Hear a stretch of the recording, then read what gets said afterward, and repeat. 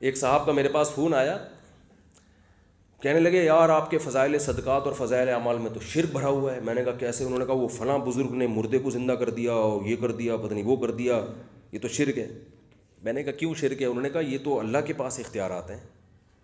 تو میں نے کہا بھائی وہ بزرگ اگر کوئی ایسی کرامت کسی نے دیکھی ہے تو بزرگ نے نہیں کیا، وہ کیا کس نے؟ کچھ لوگوں نے تو کرامتوں کا ہی انکار کر دیا اور کہا کہ یہ توحید کے منافی۔ فضائل اعمال میں کرامتیں لکھی ہوئی ہیں نا بہت ساری بزرگوں کی، کچھ لوگوں نے کہا یہ شرک ہے۔ فضائل اعمال میں کیا ہے؟ شرک ہے۔ فلاں بزرگ نے یہ کر دیا، فلاں بزرگ نے یہ کر دیا، تو یہ کیا ہے؟ شرک ہے۔ یہ ایک انتہا ہے۔ ایک صاحب کا میرے پاس فون آیا، کہنے لگے یار آپ کے فضائل صدقات اور فضائل اعمال میں تو شرک بھرا ہوا ہے۔ میں نے کہا کیسے؟ انہوں نے کہا وہ فلاں بزرگ نے مردے کو زندہ کر دیا اور یہ کر دیا، پتہ نہیں وہ کر دیا، یہ تو شرک ہے۔ میں نے کہا کیوں شرک ہے؟ انہوں نے کہا یہ تو اللہ کے پاس اختیارات ہیں۔ تو میں نے کہا بھائی وہ بزرگ اگر کوئی ایسی کرامت کسی نے دیکھی ہے تو بزرگ نے نہیں کیا، وہ کیا کس نے؟ اللہ نے کیا۔ تو اللہ بعض دفعہ کسی بزرگ کے ہاتھ پہ کچھ بھی کر سکتا ہے، تو اس سے یہ نہیں ہم مانتے کہ ان بزرگوں کے پاس اختیارات آ گئے، وہ بیچارے پہلے بھی کمزور تھے، اب بھی کیا ہیں؟ کمزور۔ تو فضائل اعمال میں جو کرامتیں ہیں وہ کرامت ہے، اس کا مطلب ان بزرگ کی طرف نسبت مجازن ہوتی ہے کہ ان بزرگ نے کر دیا، مجازی نسبت ہوتی ہے۔ جیسے ہم جبریل نے حضرت مریم کو اولاد دے دی نہیں دی اللہ نے، مجازن، کیونکہ ذریعہ بنے نا تو ان کی طرف نسبت کر دی۔ تو کہنے لگا یہ کیا اس کی کوئی مثال؟ میں نے کہا قرآن میں اگر یہ شرک ہے تو پھر میں نے کہا پھر تو معاذ اللہ قرآن میں بھی شرک بھرا ہوا ہے۔ قرآن میں آتا ہے کہ سلیمان علیہ السلام اپنے دربار میں بیٹھے ہوئے اپنے محل میں، اور ملکہ سبا کے بارے میں رپورٹ مل گئی، ہدہد نے آگے بتا دیا کہ وہ چل پڑی ہے، آ رہی ہے، انسان بن کے کیا ہو رہی ہے؟ وہ آ رہی ہے۔ تو حضرت سلیمان علیہ السلام نے فرمایا ایکم یاتینی بعرشھا قبل ان یاتونی مسلمین، اے میرے درباریو تم میں کون ہے جو سینکڑوں کلومیٹر دور جا کے اس کا تخت میری درخواست میری یعنی فوراً سے پہلے اس کے یہاں پہنچنے سے پہلے اس کا تخت کون اٹھا کے لا سکتا ہے؟ حالانکہ کوئی جہاز بھی نہیں تھے اس وقت، ہوائیں مسخر تھیں سلیمان علیہ السلام کے لیے، یہ پیشکش عام پبلک کے لیے نہیں تھی، تو کون ہے جا کے لے آئے گا؟ قال عفریت من الجن انا آتیک بہ قبل ان تقوم من مقامک، ایک بہت بڑے جن نے بولا کہ اے سلیمان آپ کہتے ہو ملکہ کے یہاں پہنچنے، یہ تو بہت دیر ہو جائے گی، آپ کی مجلس برخاست ہونے سے پہلے میں لے آؤں گا جن۔ جن تو کر سکتا ہے نا، وہ تو اتنی دور ہوا میں اڑتا ہوا جائے گا، اٹھا کے لے آئے گا۔ اصل میں سلیمان علیہ السلام اپنی طاقت ملکہ سبا کو دکھانا چاہتے تھے کہ دیکھ میرے پاس ایسے ایسے جنات ہیں، ایسے ایسی چیزیں میرے پاس رکھی ہوئی ہیں کہ وہ ملکہ سبا نے پہلے تحفے تحائف بھیجے تھے نا حضرت سلیمان کو اپنی دھاک بٹھانے کے لیے کہ میرے پاس اتنی قیمتی چیزیں ہیں۔ تو حضرت سلیمان علیہ السلام نے فرمایا کہ میں ذرا اس کو اپنی ٹیکنالوجی دکھاؤں تو پتہ چلے کہ تیرے پاس میرے پاس جو کچھ ہے تیرے پاس اس کا 10واں حصہ بھی نہیں ہے۔ تو یہ بعض دفعہ بھرم میں لینا پڑتا ہے۔ سلیمان علیہ السلام نے کہا کہ ذرا یہ بھرم میں آ جائے ملکہ سبا، یہ بڑی اپنی فخر کر رہی تھی میرے پاس یہ ہے، میں اتنی مالدار اور ویسی حکومت۔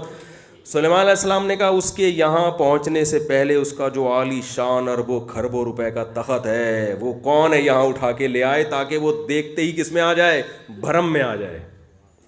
تو جن نے کہا کہ آپ کی مجلس ختم، آپ کہہ رہے ہو کہ یہاں پہنچنے، یہ تو بہت لیٹ، وہ جن اپنے بھرم دے رہے ہیں، ٹھیک ہے نا، جن کیا کر رہا ہے؟ اپنے بھرم ڈال رہا ہے کہ آپ کہہ رہے ہو کہ ملکہ سبا جو 1 مہینے میں یہاں پہنچے گی، اس 1 مہینے سے پہلے تخت، یہ تو بہت آپ نے ایسی بات کر دی ہے جو سلیمان علیہ السلام آپ اللہ کے پیغمبر اور بادشاہ ہیں، بس ٹھیک ہے نا، آپ کا ادب کرتا ہوں میں، یہ تو بہت آپ نے ایسی بات کر دی ہے، مجلس برخاست ہونے سے پہلے تخت یہاں پر موجود ہوگا۔ اب چونکہ بھرم چل رہے ہیں ٹھیک ہے، تو وہاں ایک بزرگ بیٹھے ہوئے تھے جو جن نہیں تھے، کیونکہ قرآن کہتا ہے قال الذی عندہ علم من الکتاب، اس شخص نے کہا جس کے پاس کتاب کا علم تھا۔ کتاب سے مراد ہے زبور جو داؤد علیہ السلام پہ نازل ہوئی، یعنی عالم تھے، بزرگ تھے۔ انہوں نے کہا کہ یہ کہہ رہا ہے کہ مجلس ختم ہونے کے بعد میں تخت لے کر آؤں گا، بہت لیٹ، یہ میرا اپنا اسٹائل ہے، ٹھیک ہے نا، بہت تاخیر ہو جائے گی حضرت، بھرم اس کو نہیں کہتے۔ انا آتی کا بھی، میں تخت لے کر آؤں گا، قبل ان یرتد الیک طرفک، آپ کی پلک جھپکنے سے پہلے، یہ کہا اور تخت موجود ہے۔ نہیں آ رہی بات؟ اب یہ واقعہ اگر قرآن میں نہ ہوتا، صرف فضائل اعمال میں ہوتا، تو فضائل اعمال پہ کیا فتویٰ لگتا؟ شرک۔ اس لیے کہ آپ کو شرک کی ڈیفینیشن معلوم نہیں ہے، آپ نے بس ایک توحید کا لفظ یاد کر لیا اور جہاں اڑاؤ جس پہ چاہو شرک کا ٹھپا لگا دو۔ ہاں کیا ہو رہا ہے اب وہ میں بتاتا ہوں۔ اصل میں یہ بزرگ کی کرامت تھی، سمجھ رہے ہو؟ ان کو اللہ کی طرف سے الہام ہو گیا کہ آج اللہ آپ کے ہاتھ پر ایسی کرامت ظاہر کرے گا، ایسی کرامت کہ آپ اشارہ کرو گے اور سیکنڈ سے بھی پہلے تخت حاضر ہوگا، اشارہ کریں، انہوں نے کیا اور تخت حاضر۔ تو یہ ان بزرگ کا کام نہیں ہے، کوئی کسی بزرگ کے پاس یہ طاقت نہیں ہے، یہ کس کا کام ہے؟ اللہ کا، جو اللہ نے ان بزرگ کے ہاتھوں پر کیا، اور کرنے سے پہلے اللہ نے ان کو بتا دیا کہ میں آپ کے ہاتھ پہ یہ کرامت ظاہر کرنا چاہتا ہوں۔ اس سے ایک اور اشکال کا جواب ہو گیا جو فضائل اعمال پہ کرتے ہیں۔ لوگ کہتے ہیں کہ صحابہ کے ہاتھ پر تو یہ کرامت ظاہر نہیں ہوئی، فضائل اعمال کے بزرگوں کے ہاتھ پہ کرامت ہو گئی، تو کیا وہ صحابہ سے بھی بڑے ہو گئے؟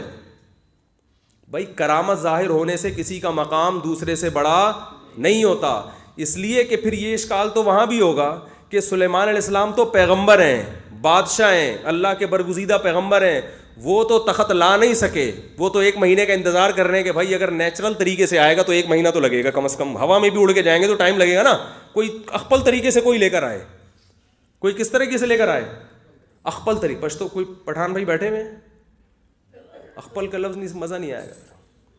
اخپل طریقہ مطلب ہوتا ہے اپنے طریقے سے لے کر آئے، کوئی وکری اسٹائل میں لے کر آئے، تو جن ہی لا سکتا ہے یا کوئی کرامت ہو سکتی ہے۔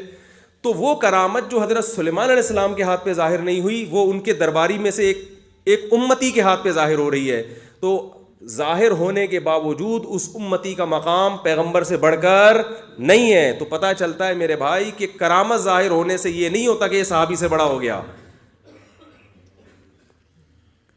کسی کے مقام کے بلند اور چھوٹے ہونے کا تعلق عمل سے ہے، کرامت سے نہیں ہے۔ اعمال اچھے ہوں گے تو اللہ کی نظر میں اونچا مقام ہے، چاہے کرامت ظاہر نہ بھی ہو۔ تو ایسے ہوا ہے کہ بعض ولیوں کے ہاتھ پہ ایسی کرامت ہوئی جو پیغمبر کے ہاتھ پہ نہیں ہوئی، صحابہ کے ہاتھ پہ، بعض صحابہ کے ہاتھ پہ ایسی ہوئی جو نبی پہ نہیں ہوئی ہے، بعض پیغمبروں کے ہاتھ پہ ایسا معجزہ ہوا جو ان سے بڑے پیغمبر پر نہیں ہوا۔ حضرت عیسیٰ علیہ السلام نے مردے کو زندہ کیا کہ نہیں کیا؟ لیکن ہمارے نبی سے ایسا واقعہ منقول نہیں ہے، لیکن مقام کس کا بلند ہے؟ ہمارے نبی کا بلند ہے۔ سمجھتے ہو کہ نہیں سمجھتے؟ تو اللہ تعالی ہم سب کے عقیدوں کی حفاظت فرمائے۔